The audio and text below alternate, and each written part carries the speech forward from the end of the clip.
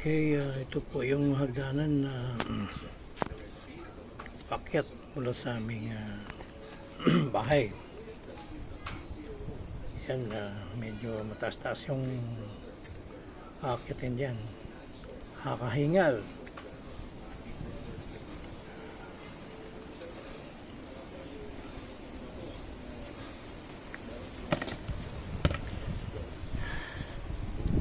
Yun, papunta doon sa parking. Hindi pwedeng makarating yung sasakyan doon sa aming kubo, kaya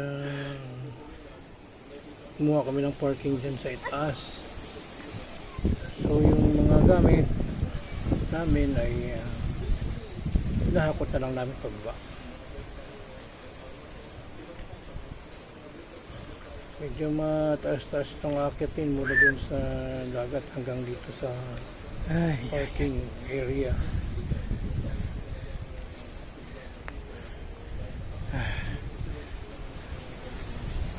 Karamihan ng mga puno na yan, mga pakawati yan. Minsan din ang tawag niyan Madre de Cacao. Sa ibang lugar, natawag nilang Madre de Cacao.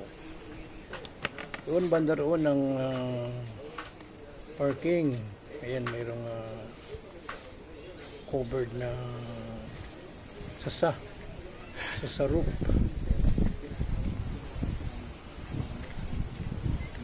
Mga guests dito pumaparada.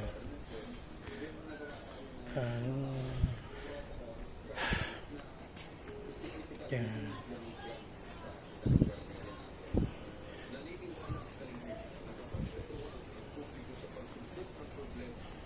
Sa Airbnb, ang aming cottage ay pangalan niya ay Kalatagan Native Bungalow. Kalatagan Native Bungalow. So ito yung access road mula sa Municipal Road. Yan ang Municipal Road ng Bagong Silang, Kalatagan, Batangas. Yan, meron ding access road doon sa kabilang lote doon. Yan. Mayroong dyan, yung cottage dyan, ang isang kilalang radio announcer sa Makati. Yan ang kanyang lugar. So dito, ito yung nung bagyo, natumba itong mangga. Yan. Collapse na kayong erosion, soil erosion. Yan. So, kailangan ma-repair yung riprap. Lumabas yung mga ugat ng Ito naman nakakita kami ng isang bonsai materials.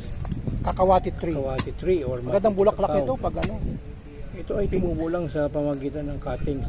Summer na mumulaklak yan. Maganda rin yung dahon na yan, gamot sa mga ng aso, yung mga kuto. Didikdikin mo yung dahon na yan, tapos binunsay ko na yan, lilit na yun. Halo mo sa tubig, papaligo mo sa aso. Tanggal yung kanilang mga mga kuto. At yung mga galis-galis nila gagaling. Yan. Okay. Naku, bahay mo doon dyan. Todo. Nabubugbog yung ugat. Katibay kasi ng ugat ito. Bale, baka naman itong puno na ito madaling tumubo.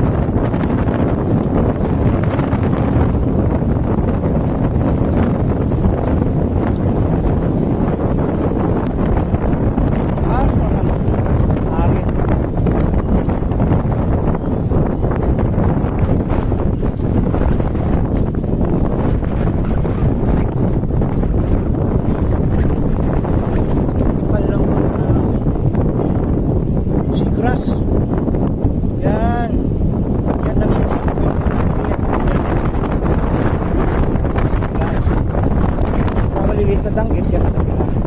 Kaya kailangan din siguro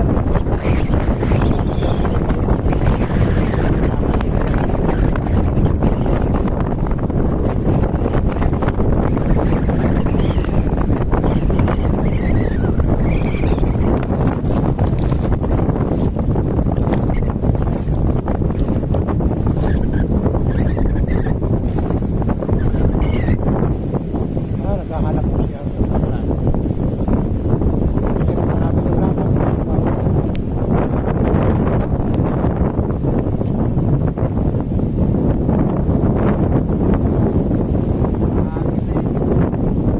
Yung mga halaan ng tikman ko, pinakamasarap ditong halaan.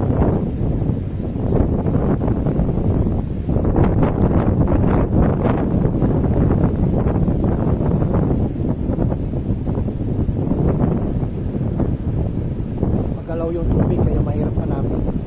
Kasi yung ano niya, butas naman, napakaliit parang karayo. Yun ang mga palatandaan na may halaan. Ngayon pag magalaw yung tubig, yung tulad niya sa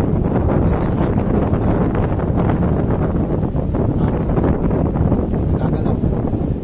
Mahirap makita yung kapiraso. Basta yun.